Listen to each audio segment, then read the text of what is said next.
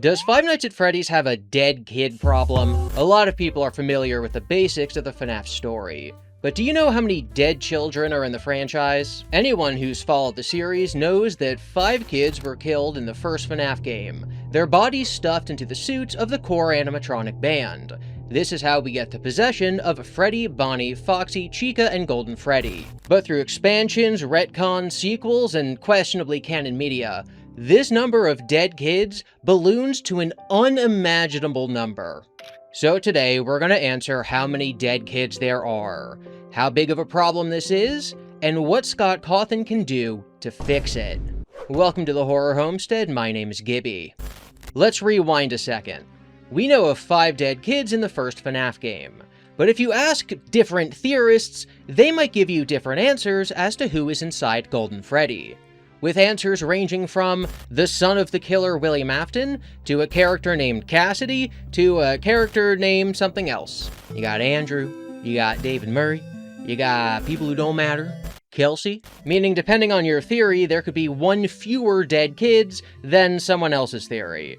We're going to be going with the community consensus, and we're also going to be going for the highest number we can get. So if I say something that doesn't fit with your personal theory, keep in mind I probably know what your theory is, we just need to pick one to get our final count. So we're going to be going with 5 dead kids in the first Fnaf game. We then move on to Fnaf 2, where there's quite a few more bodies to sift through. We have the child who's killed outside and becomes the puppet. Her name is Charlie, and we don't have any more information about anyone else who dies in that game. In the Save Them minigame, we see 5 bodies but 6 puddles of blood strewn around the floor, and we don't know who they are. So I'm going with the community consensus of Charlie and 5 other kids killed in what the community calls the DCI, the Dead Children's Incident, and I'm adding that to our count, meaning we have reached 11 dead kids in the first 2 Fnaf games. Fnaf 3 actually doesn't include any more dead children, but Fnaf 4 introduces us to the crying child, the son of the killer. That brings our total to 12. But now we have to stop and ask ourselves a question. Is 12 too many?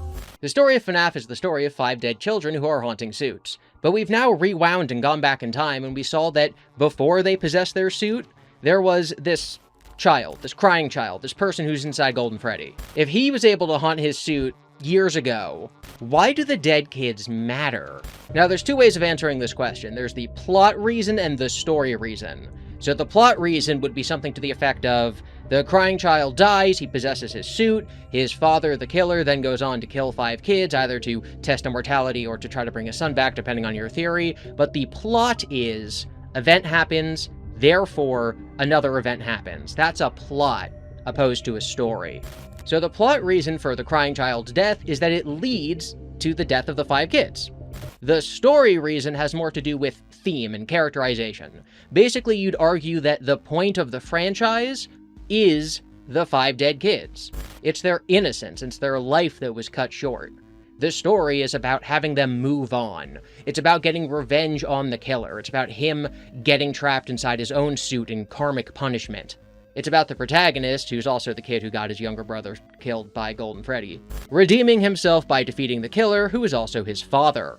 So the reason that Crying Child exists is because it's thematically appropriate to the story of all the kids moving on. It's still the story of the dead kids, you just also needed the villain to have a dead kid, so that thematically it all works, with him being hoist on his own petard in more ways than one. The thing is that the audience really doesn't like these 5 dead kids. They really don't like the DCI. Because what it's telling us is that there's 11 kids, 5 of whom we free, 1 of whom is the puppet, who's a very important character because they actually allow all the other kids to possess their suits, and 1 of which is the murderer's child. These all make sense as being part of the theme of moving on and getting revenge on the killer, but these other 5 don't seem to ever matter. Plot-wise, sure, maybe it's to show that the puppet learned not to have children possess suits because it's actually worse than just dying. But the community doesn't want them to be here, and the reason the community doesn't want them to be here is because it's unbelievable that the town would just sort of be okay with this. It's like, is it Derry, Maine from It? Do the parents just not care? Town-wide amnesia? It's dumb.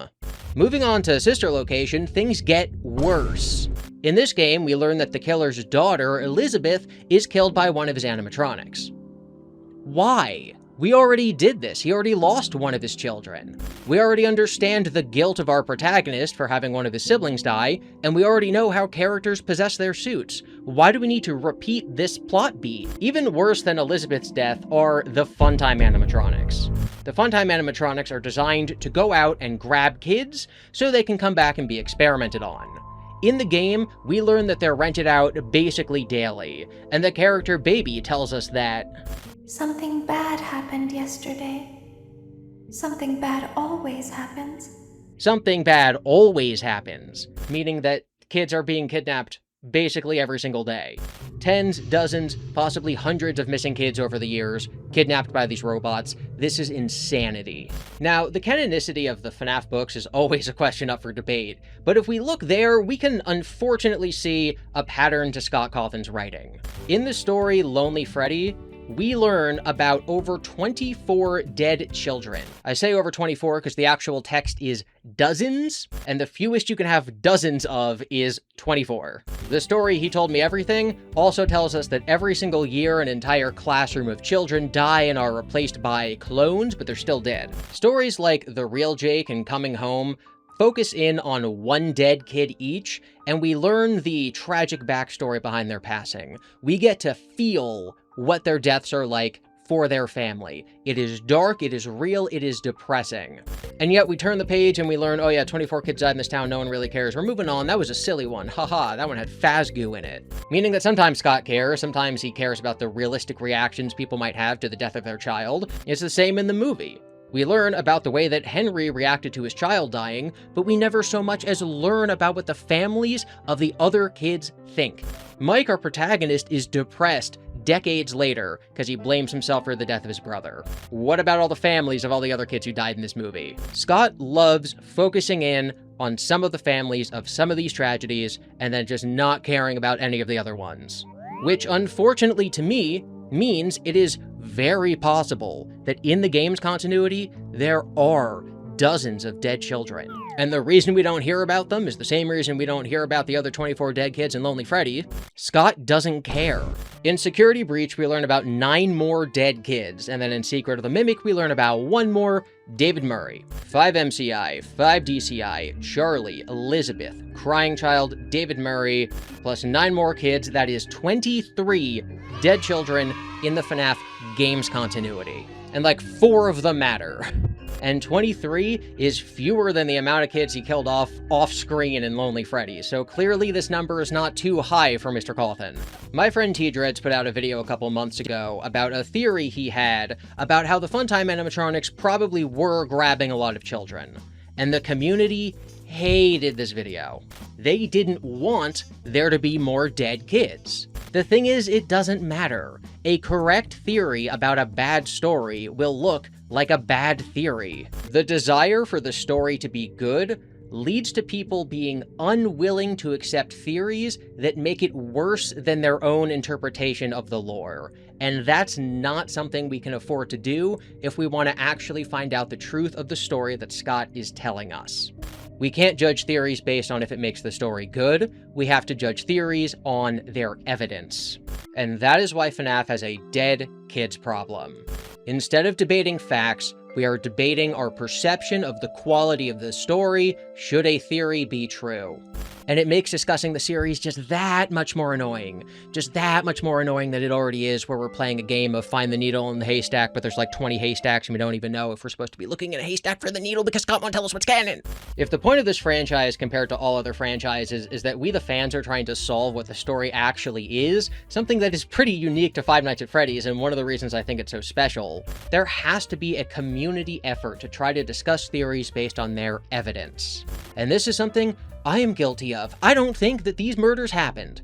And the reason I think these murders didn't happen is because I don't want them to. And because I don't want them to, I've been looking at evidence, trying to explain, trying to find holes, trying to see if there's a reason that maybe it didn't happen. And because I put so much emphasis on this, because I spend so much of my time doing this, I found some evidence. If I thought this story point was a good idea, maybe I never would have looked for that evidence.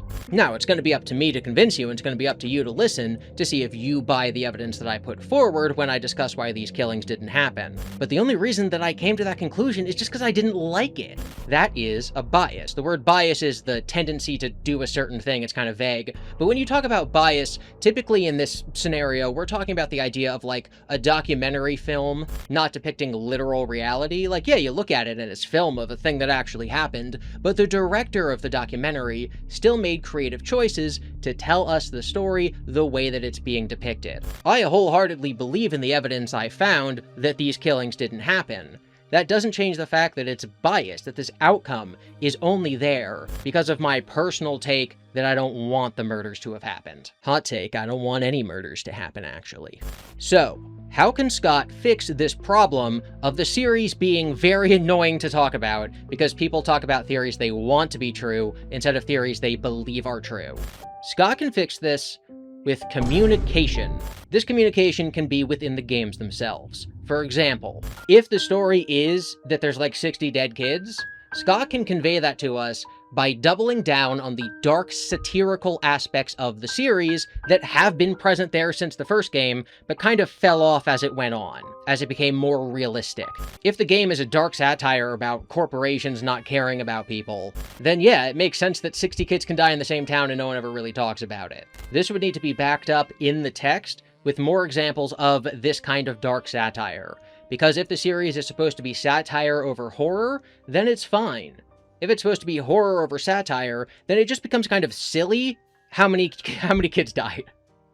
It's so silly. So Scott, if that is your story, please focus on communicating that in the text.